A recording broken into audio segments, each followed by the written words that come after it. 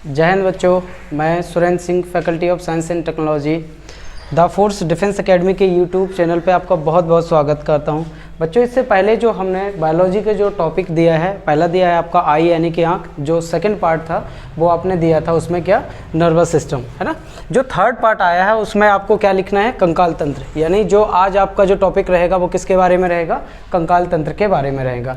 कंकाल तंत्र में आपको पढ़ने से पहले कंकाल तंत्र की स्टडी क्या होती है, कंकाल तंत्र से कितनी चीज़ें जुड़ी होती हैं, यानी स्केलेटल सिस्टम किससे जुड़ा होता है, किस किस चीज़ों की स्टडी करना है, वो आज हम क्या करेंगे, जानेंगे इस वीडियो में।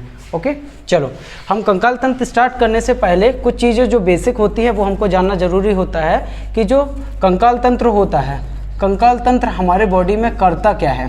कंकाल तंत्र यानी जो स्केलेटल सिस्टम होता है, जिसको इंग्लिश में क्या कहा जाता है, स्केलेटल सिस्टम। ये स्केलेटल जो सिस्टम होता है ये हमारे बॉडी में क्या करता है, तो आपको बोलना है चार चीज़ें याद रखना है।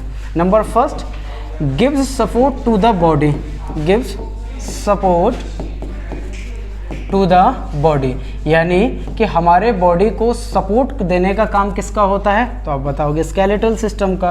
कैसे, यदि आप अपनी बॉडी बैलेंस कर पा रहे हो तो आपके शरीर में जितनी भी बोन्स पाई जाती हैं, अस्थियाँ पाई जाती हैं, उसी के कारण अपनी बॉडी क्या कर पा रहे हो, आप बैलेंस कर पा रहे हो। नंबर सेकंड जो होता है कि आपके जो स्मॉल ऑर्गन्स होते हैं, या जिसको आप बोलते हैं इंटरनल ऑर्गन्स, है ना, इंटरनल ऑर्गन्स, इस इंटरनल ऑर्गन्स को प्रोटेक्ट करने का काम भी किसका होता है, तो आप बताओगे कि कंकाल तंत्र का होता है। ये कैसे काम करता है आप बताओगे, जैसे हमारे जो स्मॉल ऑर्गन या इंटरनल ऑर्गन्स होते हैं, जैसे लीवर हो गया, पैंक्रियाज हो गया, हार्ट हो गया, लंग्स हो गए, इस सारे के ऊपर से कवर करके कौन है, तो आप बताओगे स्केलेटल सिस्टम।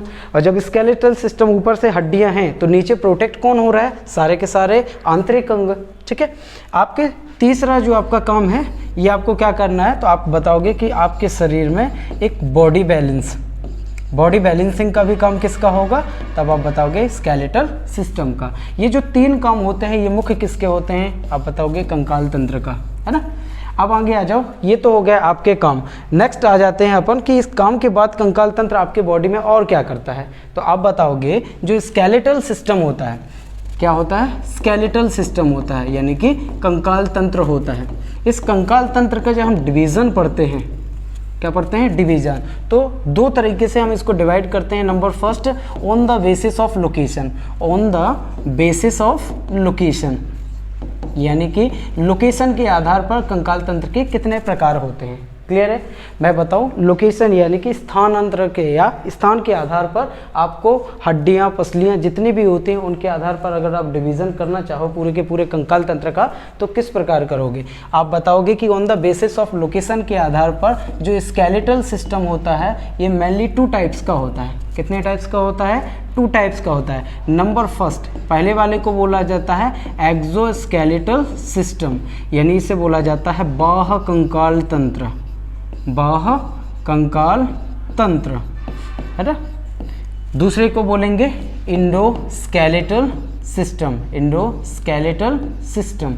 इस एस का मतलब स्केलेटल, इस एस का मतलब सिस्टम। इंडोस्केलेटल सिस्टम को हिंदी में बोला जाता है अंतः कंकाल तंत्र, है ना, अंतः कंकाल तंत्र। देखो, आपको नाम से ही इधर एक चीज़ क्लियर हो रही होगी, बाह्य का मतलब होता है कि ऐसे ऑर्गन्स जो आपकी बॉडी से बाहर हों, वो सारे के सारे किस में आप इंक्लूड करोगे, बाह्य कंकाल तंत्र में।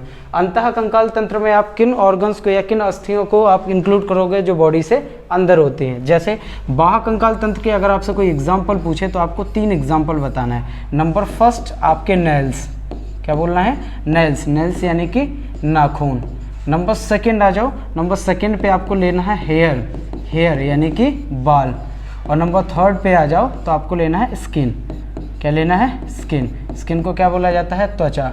ये तीनों ही चीज़ हमारे बॉडी से कहाँ होती हैं, बाहर होती हैं, इसीलिए इसको किसके अंदर में रखा गया है, बाह्य कंकाल तंत्र के अंडर में रखा गया है। अब आ जाइए किसमें, अंतः कंकाल तंत्र में। अंतः कंकाल जो तंत्र होता है इसके अंदर आप 4 चीज़ों को इंक्लूड करते हो। कितनी चीज़ों को, 4 को, 1, 2, 3 और 4।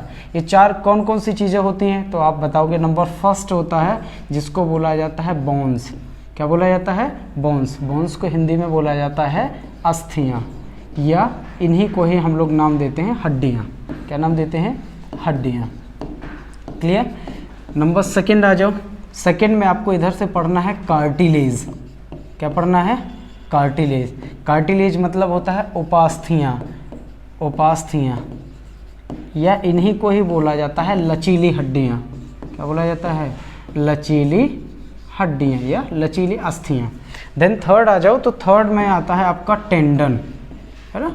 टेंडन, टेंडन को बोला जाता है पट्टा, हिंदी में क्या बोलेंगे? पट्टा। और नंबर फोर्थ होता है जिसे बोला जाता है लिगामेंट। क्या बोलते हैं हम? लिगामेंट। और लिगामेंट का हिंदी क्या होता है? तो आपको दो चीज़ें मिलेंगी, एक तो आपको लिखा मिलेगा बंद, या कई कई जगह इसको लिखा मिला होता है स्नायु। ठीक है, आपको ये चार चीज़ें किसके अंडर में पढ़ना है? अंतः कंकाल तंत्र में। कौन कौन सी? नंबर फर्स्ट आपको हड्डियाँ, नंबर सेकंड आपको उपास्थियाँ, नंबर थर्ड आपका पट्टा यानी टेंडन, और नंबर फोर्थ आपका लिगामेंट यानी कि स्नायु या बंद। बाकी इन तीन चीज़ों को आप किस में पढ़ोगे? बाह्य कंकाल तंत्र में। कौन कौन? नाखून, नंबर सेकंड बाल, नंबर थर्ड पे त्वचा।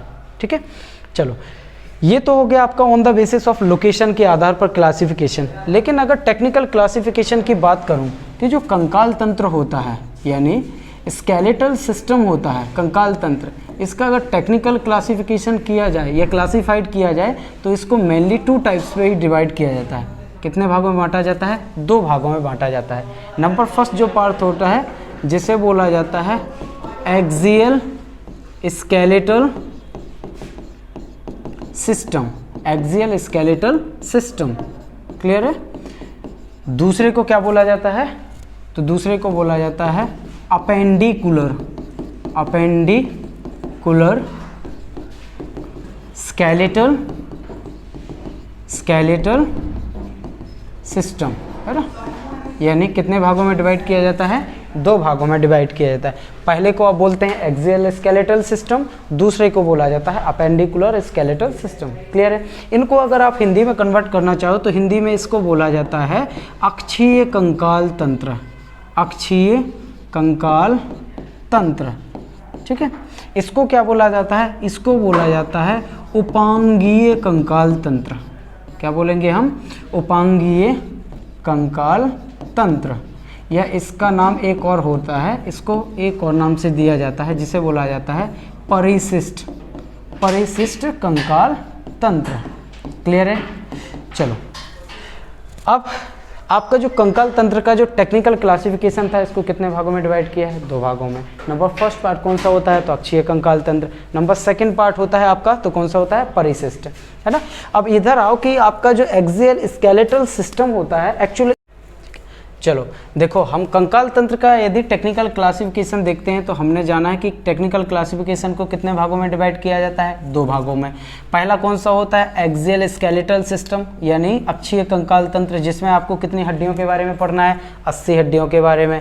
दूसरा होता है अपेंडिकुलर स्केलेटल सिस्टम यानी कि उपांगीय कंकाल तंत्र, इसमें आपको कितनी हड्डियों के बारे में पढ़ना है? टोटल 106 हड्डियों के बारे में। जब आप दोनों को प्लस करोगे यानी 80 हड्डियाँ और 126 हड्डियाँ दोनों को प्लस करोगे तो टोटल हड्डियां कितनी हो जाती हैं? 206। कितनी हो जाती हैं? 206।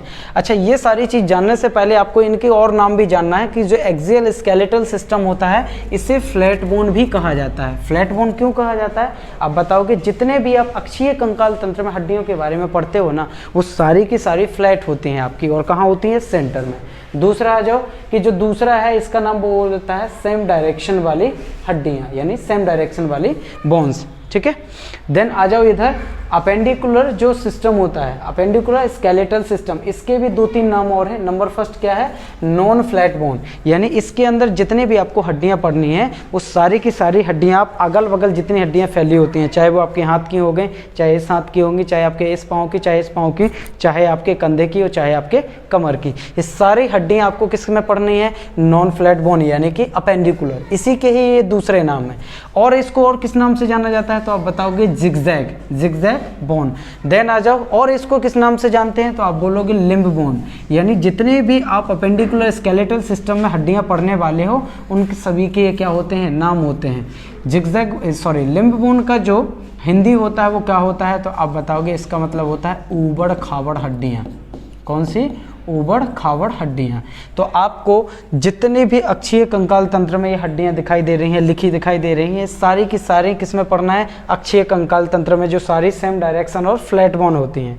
आपके उपांगीय कंकाल तंत्र में जितनी ये सामने हड्डियाँ आपको लिखी दिख रही हैं, चाहे वो आपको पिक्टोरियल गर्डल यानी कंधे की हड्डियाँ हों, चाहे वो आपकी पेल्विक गर्डल यानी कमर की हड्डियाँ हों, चाहे वो अपर लिम्ब यानी हाथ की हड्डियाँ हों, चाहे लोअर लिम्ब यानी कि पैर की हड्डियाँ हों, ये सारी की सारी आपको किस में पढ़ना है, उपांगीय कंकाल तंत्र में। और उपांगीय कंकाल तंत्र के और नाम क्या हैं, तो आप बोलोगे non flat bone, zigzag bone और लिम्ब बोन यानी ऊबड़ खाबड़ हड्डियाँ। ठीक है, फिर आ जाओ कि आपकी 206 हड्डियाँ कहाँ कहाँ होती हैं। तो मैंने आपको बताया कि आपकी खोपड़ी में कितनी होती हैं, आप बोलोगे 8। आपके चेहरे में कितनी होती हैं, 14। आपके कान में कितनी होती हैं, तो आप बोलोगे एक कान में 3, तो 2 कान हैं, तो कितनी हो गई, 6 हड्डियाँ। आपके गले में कितनी होती है, 1 हड्डी। और आ जाओ नीचे, चेस्ट में 1 हड्डी होती है, तो आप बोलोगे कि बिल्कुल कौन सी होती है, तो आप बोलोगे स्टर्नम, जो किस आकार की होती है, वी आकार की होती है। देन नेक्स्ट आओ थोरेसिक केज, थोरेसिक केज मतलब पसलियों का पिंजरा, तो पसलियाँ कितनी होती हैं, 24। फिर आ जाओ कशेरुकाएँ, वर्टिब्री, ये वर्टिब्री क्या होती हैं, तो आप बोलोगे जो पीछे स्पाइनल कॉर्ड है, जिसको हम लोग रीढ़ की हड्डी बोलते हैं, इसमें छोटी छोटी कशेरुकाएँ यानी वर्टिब्री पाई जाती हैं, जो होती हैं 26। जब इन सबको आप प्लस करोगे तो टोटल कितनी बोन हो जाएंगी, 80 बोन हो जाएंगी। इधर आओ, उपांगीय कंकाल तंत्र में आप पिक्टोरियल गर्डल में आपको कितनी पढ़नी है, 4 यानी कि अंश मेखला या कंधे की हड्डियां 4। फिर आ जाओ पेल्विक गर्डल यानी श्रोणी मेखला यानी कमर, कमर में कितनी पढ़नी है, 2। अपर लिम्ब, अपर लिम्ब मतलब हाथ, हाथ में कितनी पढ़नी है आपको, तो आप बोलोगे एक हाथ में 30, तो दूसरे हाथ में भी 30 यानी टोटल कितने हो गई, 60। लोअर लिम्ब, लोअर लिम्ब यानी कि पैर, पैर में आपके एक पैर में 30 और दूसरे पैर में 30, तो कितनी हो गई, 60। अब खुद काउंट करो, एक हाथ में 30, दूसरे हाथ में 30, 60। एक इस पाँव में और इस पाँव में 30 मिलाकर कितनी हो गई, 60। यानी हम दोनों को अगर प्लस करेंगे तो कितनी हो गई, 120। 120 ये और 2 ये, 122 और 4, 126। यानी आपको इसमें टोटल कितनी पढ़नी थी, 126, जो आपकी काउंट हो गई। इसमें टोटल आपको कितनी पढ़नी थी, 80, जो इसमें काउंट हो गई, है ना। लेकिन कभी कभी ऑप्शन में वो आपकी खोपड़ी में दी रहती है कि 22 हड्डियाँ होती है, यानी 22 हड्डियाँ होती है। वो करता क्या है कि आपकी खोपड़ी और फेस की दोनों हड्डियों को क्या कर लेता है, काउंट कर लेता है। तो वो इस कल में कितनी लिख दे देता है, 22। क्यों, आपके चेहरे में कितनी थी, 14, खोपड़ी में कितनी थी, 8। जब इन दोनों को प्लस करेंगे तो कितनी हो जाती हैं, अब बोलोगे 22। कितनी होती हैं, 22। लेकिन कई जगह कई बुकों में ये भी लिखा है कि हमारे जो खोपड़ी में 29 हड्डियाँ होती हैं। 29 कैसे हो जाएंगी, आप इधर से सब कुछ ऊपर कर देना। आपके 14 फेस की थी, 8 आपके चेहरे की थी, कितनी होंगी, 22। 6 आपके कानों की हो गई, कितने हो गए, 28, और 1 आपकी गले की हो गई। टोटल कितने हो गई, 29। यानी आप गले से अगर ऊपर की पूरी काउंट करोगे तब आपको कितनी नज़र आएंगी, 29, 29 होती हैं। ठीक है, देन आ जाओ कि कभी आपने ये देखा होगा कि हमारे हाथ में कई जगह 32 बोन्स लिखी होती है। 32 एक्चुअली नहीं होती है। इधर से अगर आप इधर तक का काउंट करते हो, इधर से इधर तक, तो 30 बोन्स होती हैं। और 2 कंधे की यदि आपने काउंट कर ली तो टोटल कितनी होगी, 32। यानी एक हाथ में वैसे यहाँ तक होती हैं 30 हड्डियाँ, लेकिन जब आप कंधे को भी इंक्लूड कर लेते हो जाती हैं 32। सेम कंडीशन इसकी भी है। तो 32 और 32 अगर ऑप्शन में आए तो मतलब उसने कंधे को क्या कर लिया है, इंक्लूड कर लिया है। फिर आता है कि हमारे एक पाँव में 31 होती हैं। कई बुकों में 30 लिखा है, कई बुकों में 31 लिखा है। जिस बुक में 31 लिखा है उसने जो कमर वाली हड्डी है इसको इस पाँव में इंक्लूड कर लिया है, और इस वाली जो हड्डी होती है, ये वाली हड्डी, वो इस वाले पाँव में इंक्लूड कर ली। तो इधर से पाँव नीचे तक कितनी, 30 हड्डियाँ। लेकिन जब आप एक एक कमर की भी इंक्लूड करते हो तो 31 हो जाती हैं। ठीक है, तब आप ले दे के चाहे कहीं से भी काउंट करो, आपको पढ़ना कितनी है, 206 हड्डियाँ। कितनी हड्डियाँ पढ़ना है, 206 हड्डियाँ। अब देखो 206 जो हड्डियाँ होती हैं इनके नाम आपको रटना पड़ेंगे। ठीक है, लेकिन उससे भी पहले कुछ जो बेसिक पॉइंट्स होते हैं आपके हड्डियों से संबंधित, हड्डियां पढ़ने से पहले कुछ बेसिक चीज़ें होती हैं कि उनको हम बोला क्या जाता है, क्यों बोला जाता है। ठीक है, नंबर फर्स्ट होता है कि जो बोन्स होती है उसकी स्टडी को क्या बोलते हैं, यानी कि study of bones. Study of bones Hindi में बोलेंगे अस्थियों के अध्ययन को क्या कहा जाता है, अस्थियों के अध्ययन को, अस्थियों के अध्ययन को क्या कहा जाता है, आप बताओगे। अस्थियों के अध्ययन को कहा जाता है ऑस्टियोलॉजी, ऑस्टियोलॉजी। ठीक है। देखो जहाँ जहाँ पूरी साइंस में आपको ऑस्टियो वर्ड लिखा मिले समझ जाना इसका मतलब क्या होता है, बोन यानी कि हड्डी। लॉजी, लॉजी का मतलब क्या होता है, टू स्टडी। लॉजी का मतलब क्या होता है, टू स्टडी। टू स्टडी मतलब के बारे में अध्ययन करना, यानी हड्डियों के बारे में अध्ययन करना क्या कहलाता है, ऑस्टियोलॉजी। और जो इसका स्पेशलिस्ट होता है, क्या होता है, जो इसका स्पेशलिस्ट होता है उसको क्या नाम दिया जाता है, तो उसको एक वर्ड में बोला जाता है ऑस्टियोलॉजिस्ट। ऑस्टियोलॉजिस्ट, ठीक है। देन आ जाओ कि जो जॉइंट होते हैं यानी study of joint, study of joint इनको क्या कहा जाता है। देखो ये जॉइंट क्या होते हैं, आप बताओगे जहाँ पर हड्डियाँ संधियाँ बनाते हैं, जॉइंट को हिंदी में क्या बोलेंगे, संधियाँ। जहाँ पर भी आपकी हड्डियाँ जुड़ती हैं उनको अपन संधियाँ बोलते हैं। अगर केवल उस जॉइंट के बारे में यानी संधियों के बारे में आप स्टडी कर रहे हो तो उस सब्जेक्ट को अपन क्या नाम, ओके चलो, स्टडी ऑफ जॉइंट यानी संधियों के अध्ययन को क्या कहा जाता है, संधियों के अध्ययन को कहा जाता है आर्थ्रोलॉजी। लेकिन जो इसका स्पेशलिस्ट होता है, इसका जो जानकार होता है उसको क्या बोला जाता है, तो आप बोलोगे इसको बोला जाता है आर्थ्रोलॉजिस्ट। क्या बोलेंगे, आर्थ्रोलॉजिस्ट। क्लियर है। देखो मैंने क्या बोला है कि केवल अगर आप एक बोन्स को इधर बनाएं, एक ये आपकी बोन्स हो गई और दूसरी ये आपकी बोन्स हो गई, यानी दोनों बोन्स आपस में कैसे हैं, आप बोलोगे कनेक्ट हैं। अगर केवल आप इस बोन्स के बारे में अध्ययन कर रहे हो तो इसको क्या बोलोगे आप, ऑस्टियोलॉजी। क्या बोलोगे, ऑस्टियोलॉजी। और इसका जो स्पेशलिस्ट होगा तो उसको ऑस्टियोलॉजिस्ट बोला जाता है। लेकिन जो बीच में ये जॉइंट लगा है, केवल दो हड्डियां आपस में किसी न किसी जॉइंट के द्वारा जुड़ी हुई होंगी, यानी इसको अपन संधि बोलते हैं। अगर संधि के बारे में अध्ययन कर रहे हैं तो उसको बोला जाता है आर्थ्रोलॉजी। क्या बोलते हैं, आर्थ्रोलॉजी। और इसका जो स्पेशलिस्ट होता है उसे बोलते हैं आर्थ्रोलॉजिस्ट। लेकिन कई बार आपने देखा होगा कि ऑर्थोपेडिशियन लिखा होता है। ऑर्थोपेडिशियन किसे कहा जाता है, तो आप बोलोगे कि जो बोन्स यानी हड्डियां और प्लस जॉइंट दोनों का अगर एक साथ आप स्टडी करते हो तो उस सब्जेक्ट को क्या बोला जाता है, उसको बोला जाता है ऑर्थोपेडिक्स। क्या बोलते हैं, ऑर्थोपेडिक्स। और जो इसका स्पेशलिस्ट होता है जो हड्डियों के बारे में भी जानता है और संधियों के बारे में भी जानता है, स्पेशलिस्ट होता है यानी कि जो जानकार होता है, इस जानकार को क्या बोला जाता है, तो आप इसको एक शब्द में नाम देते हैं ऑर्थोपेडिशियन। क्या बोलते हैं, ऑर्थोपेडिशियन। तो यहाँ से ये जो 6 क्वेश्चन है आपके डायरेक्ट बनते हैं किससे, हड्डियों से संबंधित। ठीक है, केवल हड्डियों के बारे में स्टडी करना ऑस्टियोलॉजी, केवल जॉइंट के बारे में अध्ययन करना आर्थ्रोलॉजी, और हड्डियों और जॉइंट के बारे में एक साथ अध्ययन को क्या बोला जाता है, ऑर्थोपेडिक्स। क्लियर है। चलो आगे आ जाओ। नेक्स्ट चीज़ क्या है आपको याद रखना है कि जो हड्डी होती है यानी हमारी बोन्स होती है मिलकर बनी किससे है, यानी जो हमारी बोन्स यानी अस्थि जिसको बोलते हैं हम लोग हिंदी में, अब इसका फॉर्मेशन हुआ कैसे है, एक्चुअली ये बनी कैसे होती। देखो इसका एक हमेशा मिलता है कि जो बोन्स होती है ये बोन्स किससे बनी होती है, तो आप बोलोगे कनेक्टिव टिश्यू से। किससे, कनेक्टिव टिश्यू से। कनेक्टिव टिश्यू यानी कनेक्टिव टिश्यू को हिंदी में बोलेंगे संयोजी ऊतक, है ना। किससे मिलकर बनी होती है, संयोजी ऊतक से मिलकर बनी होती है। या फिर कभी कभी संयोजी ऊतक न लिखा मिले तो आपको कार्टिलेज भी लिखा मिलेगा। क्या लिखा मिलेगा, कार्टिलेज यानी कि उपास्थि। क्लियर है। चलो फिर आगे आ जाओ कि हमारे बोन्स में होते क्या क्या हैं, तो आप बोलोगे हमारे बोन्स में होता है ऑसिन प्रोटीन। कौन सा, ऑसिन प्रोटीन। कितना होता है, अब बोलोगे ऑसिन प्रोटीन की मात्रा होती है 38%।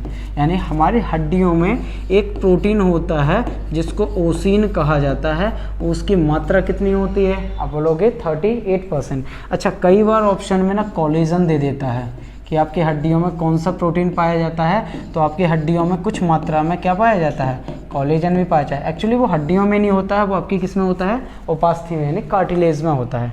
ठीक है। फिर आ जाओ कि और आपकी हड्डियों में क्या होता है, आप बोलोगे 38% में आपका क्या था, ऑसिन प्रोटीन। तो बचा कितना परसेंट, 62%। कितना बचा, 62। इसमें क्या होते हैं, इसमें होते हैं इनऑर्गेनिक सॉल्ट। इनऑर्गेनिक सॉल्ट या जिसको बोला जाता है अकार्बनिक लवण। क्या बोला जाता है?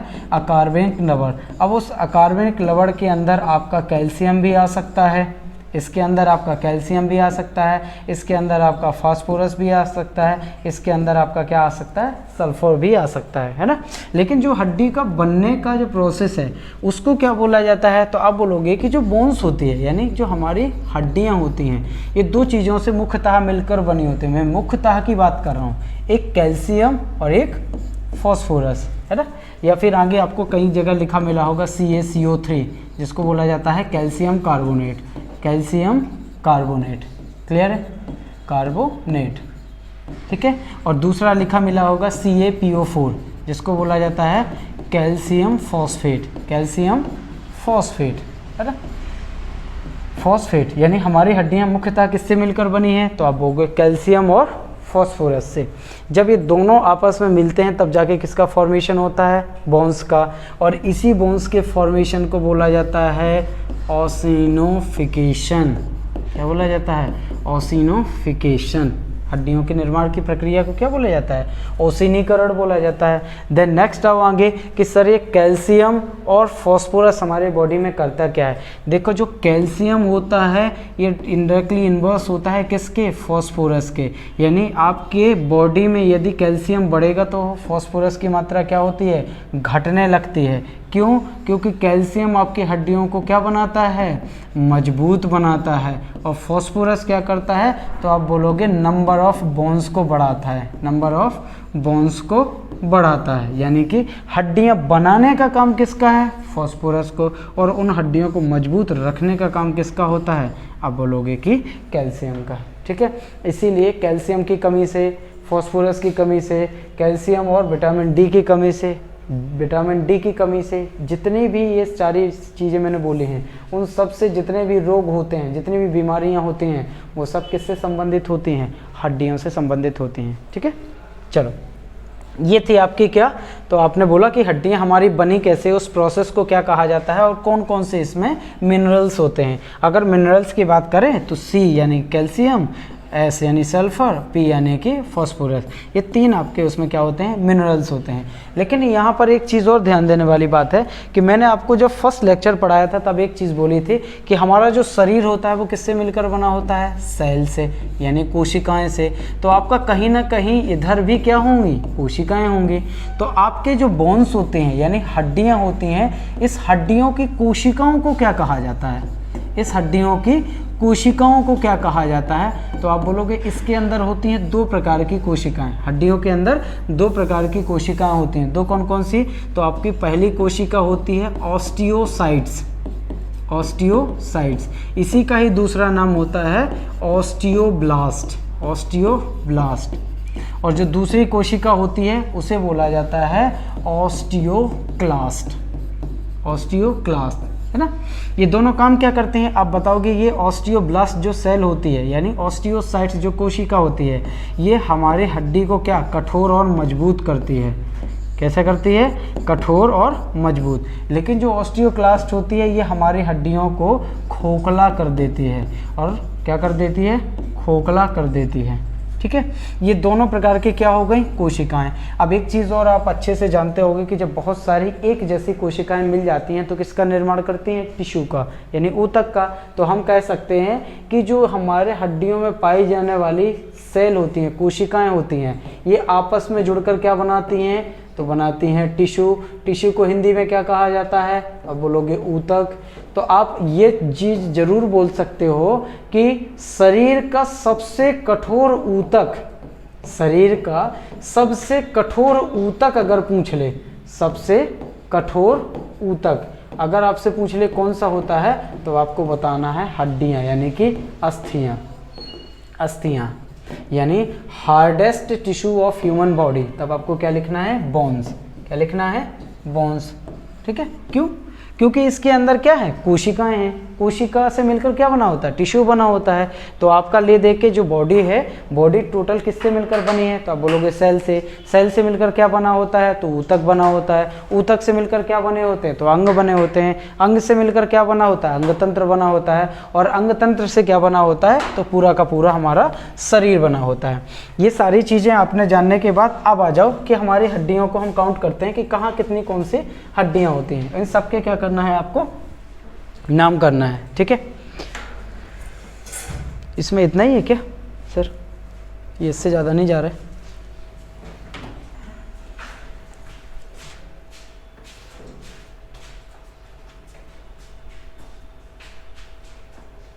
ठीक है, चलो आ जाओ। हमारी टोटल हड्डियां को हम काउंट करते हैं कि हड्डियां को कितनी होती हैं। तो मैंने आपको बोला था कि नंबर फर्स्ट में जो डिवीज़न था टेक्निकल, उसमें आपका नंबर फर्स्ट था अक्षीय कंकाल तंत्र। क्या था, अक्षीय कंकाल तंत्र, है ना, अक्षीय कंकाल तंत्र। चलो, अक्षीय कंकाल तंत्र में आपको कितनी हड्डियां काउंट करनी है, 80 हड्डियां काउंट करना ध्यान से। आप बोलोगे कि जो 8 हड्डियां होती हैं वो हमारे कहाँ होती हैं, खोपड़ी में होती हैं। 14 हड्डियां हमारी कहाँ होती हैं, फेस में होती है। 6 हड्डियां हमारे कहाँ होती हैं, कानों में। 3 इस कान में, 3 इस कान में। 1 हमारी कहाँ होती है, गले में। 1 हमारी कहाँ होती है, सीने में। सीने में 1 हड्डी के बाद 12 जोड़ी पसलियाँ होती हैं, जिसको हम नंबर ऑफ 24 बोल सकते हैं कि 24 होती हैं संख्या में, लेकिन जोड़े में कितनी होती हैं, 12। फिर आ जाओ कि जो पीछे की स्पाइनल कॉर्ड होती है, जिसे मेरु रज्जु कहा जाता है। मेरु रज्जु में टोटल कितनी वर्टिब्री या कशेरुकाएं होती हैं, या छोटी हड्डियां ही उनको बोल देते हैं। तो आप बताओगे कि कितने, 26। लेकिन एक चीज़ बताओ मुझे, अगर मैं खोपड़ी की हड्डियाँ पढ़ूँ, स्कल, क्या, खोपड़ी की हड्डियाँ स्कल, तो टोटल कितनी मैंने लिखवाई हैं, तो आप बोलोगे कि आपने लिखवाई हैं इसमें 8। कितनी लिखवाई हैं, 8। लेकिन कई बुकों में 8 की जगह कितना लिखा होगा, तो मैंने आपको बोला है 22। और कई बुकों में ये भी लिखा है कि 29 भी होती हैं। ये तीनों देखो कैसे हो सकती हैं।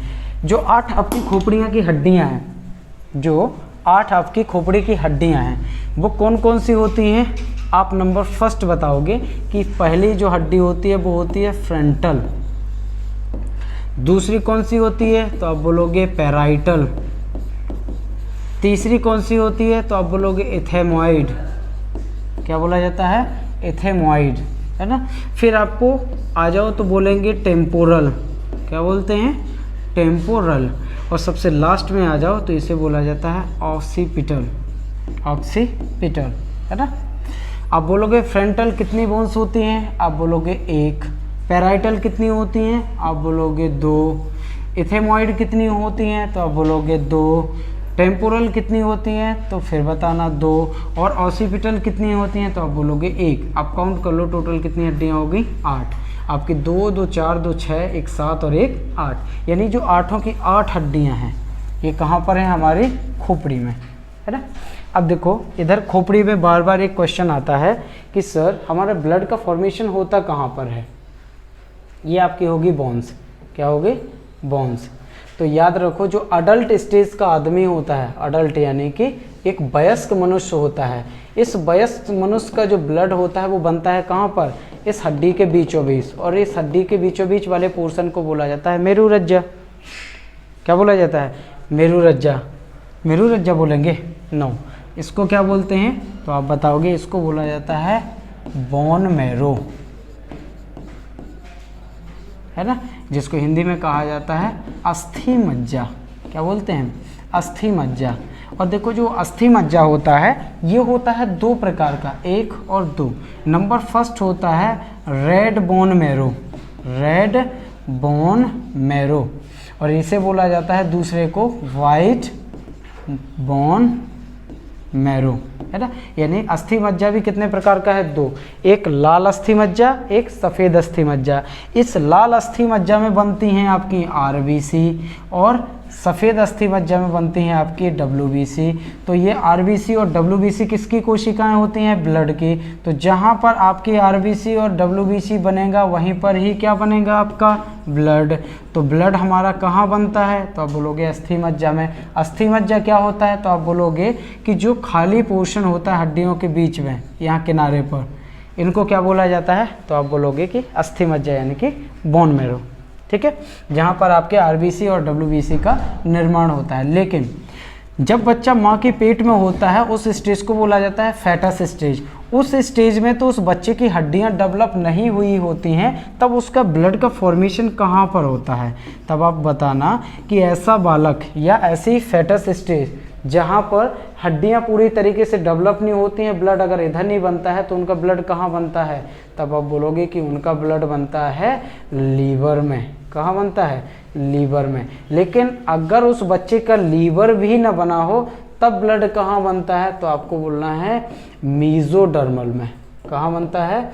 मीजोडर्मल। आप चाहे इसको ये बोल दो कि जो सेमी डेवलप लीवर होता है, सेमी डेवलप लीवर होता है, उसको आप मीजोडर्मल बोल सकते हो। और अगर नहीं बोलना है तो आप ऐसे समझो कि जो हमारे बॉडी के ऑर्गन बनते हैं जब बच्चा माँ के पेट में होता है तो 3 लेयर्स में बनते हैं। नंबर फर्स्ट कौन सा होता है? तो आप बोलोगे कि इंडोडर्मल। दूसरा कौन सा होता है? मीजोडर्मल। और थर्ड कौन सा होता है? एक्टोडर्मल। एक्टोडर्मल से आपके केवल 2 ऑर्गन बनते हैं। एक आपका कौन सा बनता है? तो आप बोलोगे थायराइड ग्रंथि, और दूसरा आपकी स्किन। जो मीजोडर्मल होता है उससे क्या बनता है? आपका ब्लड बनता है। इसीलिए जब बच्चा माँ के पेट में होता है ना ही उसका लीवर बना होता है ना ही उसकी हड्डियां बनी होती हैं, तब ब्लड का फॉर्मेशन कहाँ होता है? मीजोडर्मल। इसीलिए आप ब्लड को बोला जाता है इट इज अ मीजोडर्मल।